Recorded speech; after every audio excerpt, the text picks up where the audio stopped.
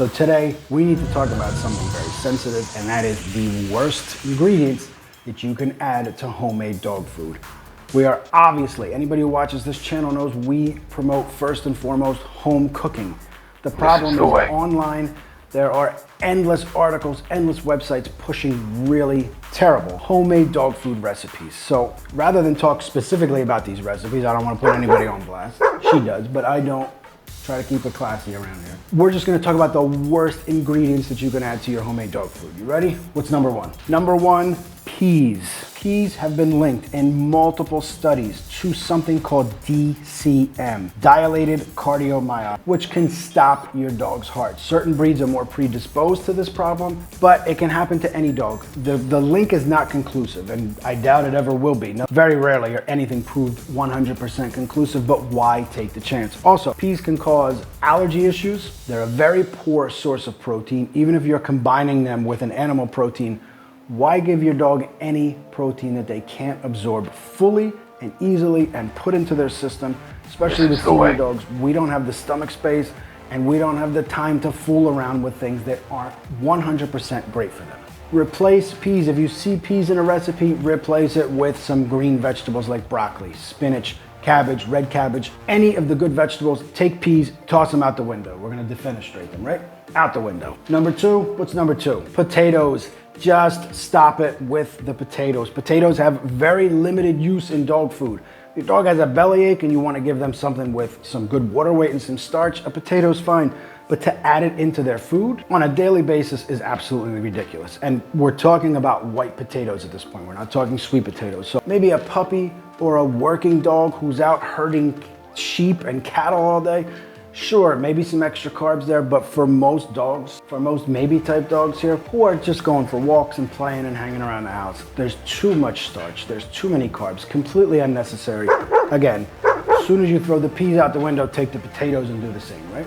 Toss them. Now, if you need to add some bulk to your dog's food, you need to get to that certain gram weight, maybe it's a budgetary issue or whatever, and you need to substitute out, so you switch out some meat for some vegetables, go with a sweet potato. When cooked at home in a pressure cooker or in a slow cooker, nothing wrong with them. Sweet potatoes in regular dog food can be very problematic because of the way they're cooked, but at home, totally fine. If you want to add extra bulk that way, add some pumpkin too, because pumpkin is full of fiber, full of a lot of great vitamins and minerals, and it's great for your dog's belly because of the prebiotic fiber. So ditch regular potatoes, go with sweet potatoes, add some pumpkin as well. What's number three? Number three, potatoes' cousin and partner in crime, rice. Rice has been added as a bulk ingredient to dog foods. It's inflammatory, it's starchy, it's full of carbohydrates that are completely unnecessary to a non-working dog. Again, if it's a puppy and you need to burn off some extra energy, okay, maybe, but for senior dogs, for adult dogs, and again, a dog that is not chasing down sheep for 8 to 12 hours a day, absolutely unnecessary. Throw the rice out the window as well. And what is number four? Number four, a cousin to the pea, and that is lentils. Lentils have been weighing down the dog food bags and bending shelves in dog stores for decades. They are a cheap source of pure bulk to dog food, and they're included in so many homemade dog food recipes. Again, too many carbs, too starchy, and like peas, they're considered a pulse, and they have also been linked to DCM, which causes heart stoppage in dogs. When you have a senior, I don't care which breed they are, you don't want to give them anything that could contribute to the degradation of heart health, of liver health, kidney health, anything inside their body. So no lentils.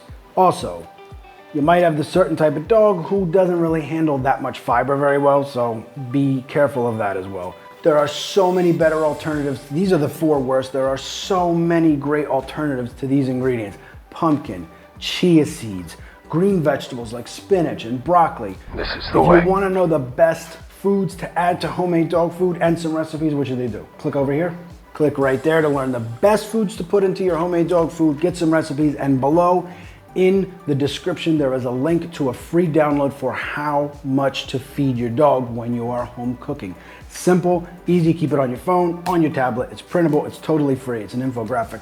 Go ahead and click the link below, and we will see you next time.